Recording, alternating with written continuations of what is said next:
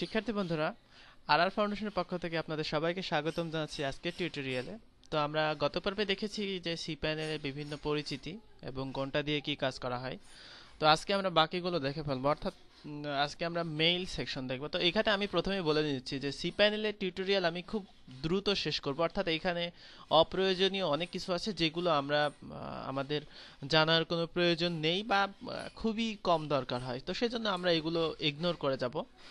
তো আমরা যদি গেটিং স্টার্টেড উইজার্ড এইখানে যাই, সেক্ষেত্রে আমরা দেখব যে এখানে কিছু ইনফরমেশন দেওয়া আছে যে আপনি কোন ভাষায় শিখতে যাচ্ছেন সেটা আপনি এখানে চেঞ্জ করলেন, বা আপনি হচ্ছে আপনার যে সেটিংসগুলো সেই সেটিংসগুলো দেখলেন, এখানে যে ইনফরমেশনগুলো আছে সেই ইনফরমেশনগুলো দেখলেন।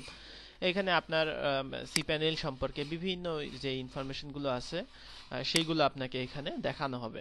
তো আপনি এগুলো দেখে নিতে পারেন, এগুলো দেখে নিলে আপনার জন্য বেটার।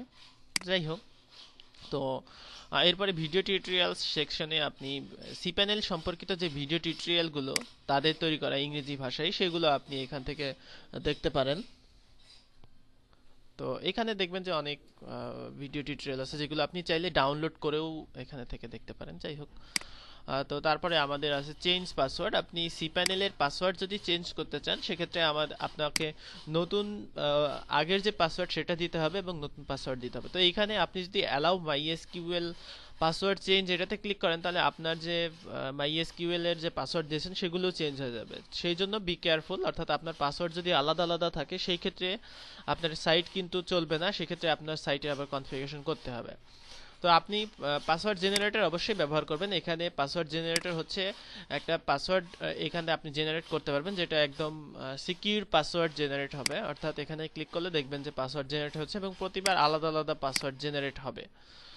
এবং জেনারেট পাসওয়ার্ডে ক্লিক করলে এগুলো পাসওয়ার্ড জেনারেট হবে যেগুলো আপনার সিকিউর পাসওয়ার্ড। যাই হোক, তো পাসওয়ার্ড ব্যবহার করার আগে এখানে ক্লিক করবেন, ব্লক হয়ে যাবে, এবং এখান থেকে কপি করে আপনি আপনার পাসওয়ার্ডটি একটা জায়গাতে সংরক্ষণ করে রাখবেন।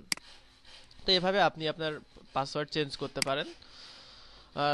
এখানে অবশ্যই আমি আরেকবার বলে নিচ্ছি যে মাইএসকিউএল এর পাসওয়ার্ডটা এটা যে চিহ্নটা উঠিয়ে দেবেন, কারণ এটা না উঠিয়ে দিলে আপনার সাইটগুলো কিন্তু আর চলবে না, সেক্ষেত্রে আপনাকে আবার কনফিগারেশন ফাইলগুলো এডিট করতে হবে।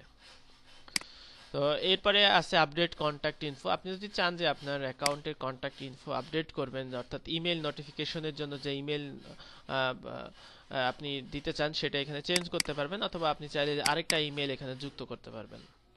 তো এখানে আপনার ইমেল নোটিফিকেশন কখন যাবে সেটাও এখানে সিলেক্ট করে দিতে পারেন। তো আপনি চাইলে এরপরে চেঞ্জ স্টাইল করে স্টাইল চেঞ্জ করতে পারেন, ল্যাঙ্গুয়েজ চেঞ্জ করতে পারেন। এছাড়াও বিভিন্ন শর্টকাটের যে তথ্যগুলো সেগুলো আপনি পরেরটাতে পেতে পারেন। তো আমরা প্রিফারেন্স দেখলাম।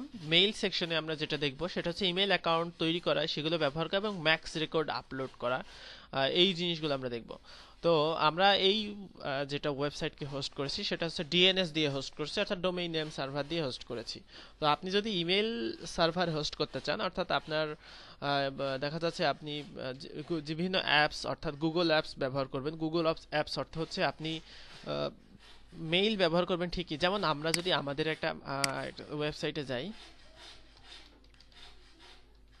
mail.mrsft এই ঠিকানায় যদি যাই, সেক্ষেত্রে সেটা কিন্তু গুগলে চলে যাবে। অর্থাৎ এইখানে কিন্তু এই যে গুগলের ডোমেইনে যে মেইলটা ব্যবহার করা, অর্থাৎ আপনার ইমেল অ্যাড্রেস আপনার website.com, এটা যদি গুগলের সার্ভারে ব্যবহার করতে চান, সেক্ষেত্রে কিন্তু আপনি এটা করতে পারেন। এটা করার নিয়ম হচ্ছে গুগল অ্যাপসে সাইন ইন করতে হবে, সেখানে আপনার ডোমেইনটা ভেরিফাই করতে হবে। ভেরিফাই করার পরে আপনি এখানে ম্যাক্স এন্ট্রি আপলোড করতে হবে, অর্থাৎ ম্যাক্স এন্ট্রিগুলো আপনি এখান থেকে আপনাকে চেঞ্জ করে দিতে হবে। তো সেখানে দেখবেন যে ইনস্ট্রাকশন দেওয়া আছে, এখানে কিছু রেকর্ড যুক্ত করতে হয় ম্যাক্স রেকর্ডে গিয়ে। তো সেগুলো আপনি যদি এখানে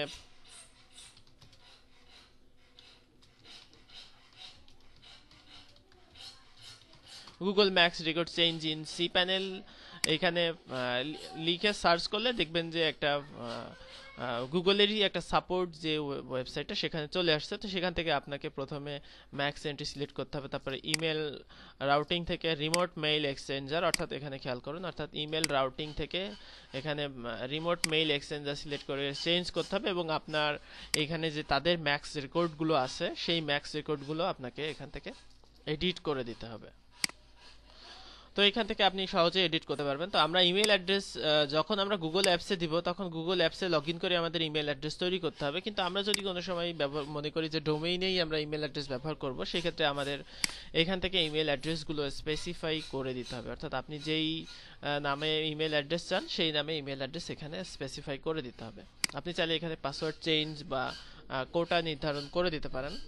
তো এরপরে আপনি ওয়েব মেইলে লগ ইনের জন্য ওয়েব মেইলে ক্লিক করবেন। ক্লিক করলে এখানে ওয়েব মেইল চলে আসবে। আপনি এখান থেকে আপনার যে ডোমেইন সেই ডোমেইনের ইমেল অ্যাড্রেস দিয়ে এখানে আপনি লগ ইন করতে পারবেন। তো এখানে সাধারণত 3টা মেইল ক্লায়েন্ট ইনস্টল দেওয়া থাকে, অর্থাৎ হরডে, রাউন্ড কিউব এবং সিকোয়ার মেইল, এইগুলো আপনি ব্যবহার করতে পারেন। তো এখান থেকে রাউন্ড কিউবটা বেটার মনে হয় আমার কাছে। তো আপনি এখানে চাইলে এখানে ক্লিক করলে আপনার একটা মেইল ওপেন হবে, সেখান থেকে আপনি মেইল ব্যবহার করতে পারেন। তো এইখানে আরও যে ইনফরমেশনগুলো আছে ফরওয়ার্ডস, অর্থাৎ কোনো ইমেল যদি আপনি আপনার দেখা যাচ্ছে আপনি আপনার সাইটের ইমেল আসবে সেটা আপনার মেইলে ফরওয়ার্ড হবে, সেক্ষেত্রে আপনি এখান থেকে ফরওয়ার্ডস ব্যবহার করতে পারেন, বা অন্যান্য যে অপশনগুলো আছে সেইগুলো আপনি এখান থেকে খুব সহজেই ব্যবহার করতে পারবেন। আমি এইগুলোতে বিস্তারিততে আর যাচ্ছি না। তো আশা করি বুঝতে পারছেন যে মেইল কিভাবে ব্যবহার করতে হয়। তো আমরা যখন গুগল অ্যাপস শিখব তখন আমরা এই ম্যাক্স এন্ট্রি কিভাবে চেঞ্জ করে সেটাকে কানেক্ট করতে হয় সেটা সরাসরি দেখব। আপনাদের শুধু এখানে জেনে রাখলে হবে যে গুগল অ্যাপস ব্যবহার করলে আমাদের ম্যাক্স এন্ট্রি এটা ব্যবহার করতে হয়। তো ধন্যবাদ সবাইকে আজকে টিউটোরিয়াল দেখার জন্য, আশা করি উপকৃত হয়েছেন। আল্লাহ হাফেজ।